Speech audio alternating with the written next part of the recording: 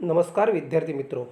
आज हम पढ़ेंगे एक नई कविता फूल और कांटे, जिसके कवि है अयोध्या सिंह उपाध्याय हरिओम। बच्चों, आप जब भी कभी फूलों के बगीचे से गुजरते हैं तो सदा फूलों की सुगंध लेने की कोशिश करते हैं, उनकी सुंदरता को निहारते हैं, उनकी तारीफ करते हैं, उन फूलों को तोड़कर अपने घर ले जाना चाहते हैं। लेकिन उन फूलों के बगल में कांटे भी होते हैं, उनकी तरफ हम ध्यान नहीं देते, कोई उनकी प्रशंसा नहीं करता। आखिर क्यों? इस क्यों का जवाब हमें इस फूल और कांटे कविता में मिलेगा। मैं कविता पढ़ रहा हूँ, आप अपने किताब में ध्यान दें। हर एक शब्द के उच्चार की ओर ध्यान दीजिए। है जन्म लेते जगह में एक ही पौधा उन्हें है पालता। रात में उन पर चमकता चांद भी एक ही सी चांदनी है डालता। मेह उन पर है बरसता एक सी उन पर हवा है बही। पर सदाई वह दिखाता है हमें, ढंग उनके एक से होते नहीं। छेद कर काटा किसी की उंगलियां, फाड़ देता है किसी का वरवसन। प्यार डूबी तितलियों के पर कतर, भौर का वेद देता शामतन। फूल लेकर तितलियों को गोद में, भौर को अपना अनूठा रस पिला।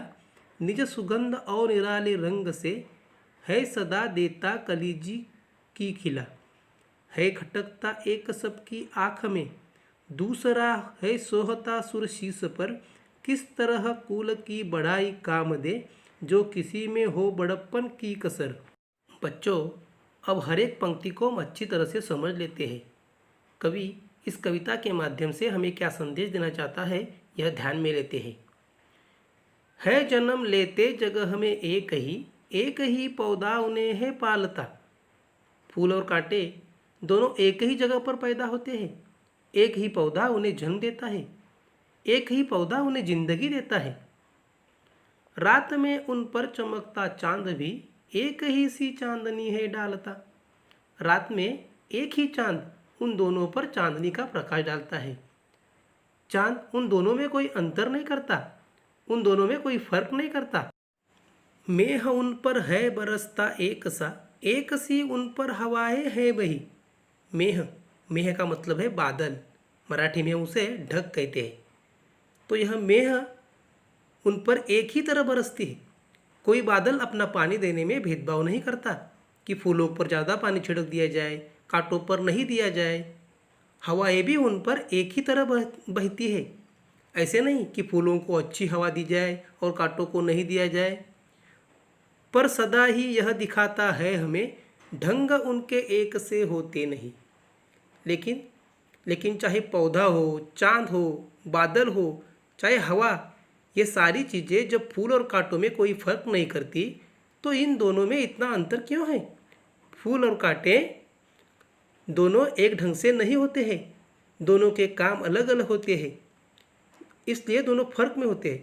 तो आइए देखते हैं इनके काम क्या होते हैं और इनमें अंतर क्यों है। छेद कर काटा किसी की उंगलियां, फाड़ देता है किसी का वरवसन। वरवसन अर्थात वस्त्र, कपड़े। कांटा जो है वो किसी के उंगलियों में छेद कर देता है, उंगलियों को चोट पहुंचाता है, या तक कि खून तक निकाल देता है। कोई वस्त्र वगैरह कांटे में फंस जाए तो वह तुरंत उसे फाड़ देता है। प्यार डूबी तितलियों के पर कतर, भौर का वेद देता शामतन। पर अर्थात पंख, और कतर का मतलब है काटना। जो तितलियां प्यार में डूबकर उन कांटों के पास जाती है, उन तितलियों के परों को वह काट देता है, उन्हें नुकसान पहुंचाता है। भौर का मतलब है भौरा, श्याम मतलब काला, और तन मतलब शरीर। तो वह काले भौरों के शरीर को वेद देता है, यानी चूबता है। अर्थात कांटे के सारे काम कैसे है?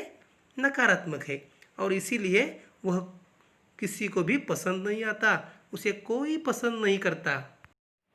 लेकिन फूल लेकर तितलियों को गोद में, भौर को अपना अनूठा रस पिला। फूल तो तितलियों को अपनी गोद में लेकर प्यार देता है, ऐसा लगता है कि वह तितलियों को झुला रहा है। भौरों को अपना अनूठा रस पिलाता है। निज सुगंध और निराले रंग से है सदा देता कलीजी की खला।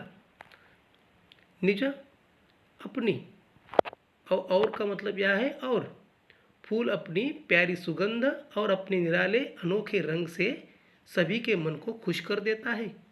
बगीचे में जाते ही लोग खुश हो जाते हैं, उनकी ओर आकर्षित होते हैं और उनकी तारीफ भी करते हैं। जी की खली खुलना मतलब सबको खुश कर देना।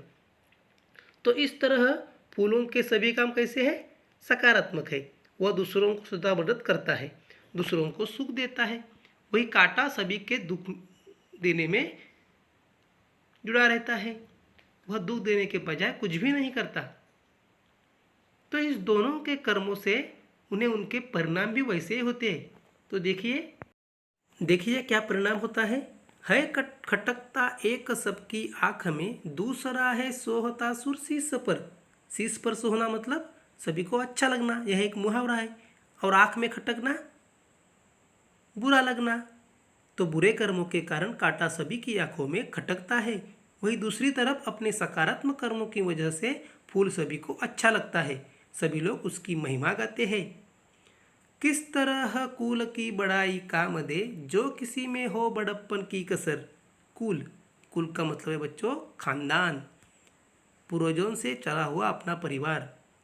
बच्चों आपका कुल बड़ा है, खानदान बड़ा है, वह बड़प्पन किसी काम नहीं आएगा। अगर आपके काम में नकारात्मकता है, दूसरों को दुख पहुंचाते हैं, तो वह किसी के काम नहीं आएगा। कवि यही कहता है कि मनुष्य बहुत बड़े खानदान से जन्म लेता है, लेकिन उसका काम अगर बड़ा नहीं है तो वह अपने कर्मों से बड़ा नहीं हो सकता। यदि हम अच्छे कर्म करते हैं तो दुनिया हमारी तारीफ करेगी, पसंद करेगी। बुरे कर्म करने से हमें कोई पसंद नहीं करेगा। तो इस कविता से कवि ने हमें यह सीख दी है कि हम सभी से अच्छा व्यवहार करेंगे, हर वक्त अच्छे कर्म करेंगे, अच्छे कर्म करने का प्रयास करेंगे और अपने साथ साथ अपने माता पिता का नाम भी बड़ा करेंगे। तो बच्चों आपको इस कविता के भावार्थ को अच्छी तरह से समझना है। कविता में आए नए शब्दों को अपनी कॉपी में लिखकर फिर से दोहराना है। मुहावरों को कॉपी में लिखकर उनका अपने वाक्य में प्रयोग करना है। और कवि अयोध्या सिंह उपाध्याय हरिओद ने दिया हुआ संदेश अपने मन में ठानकर हर एक के साथ अच्छा व्यवहार करना है।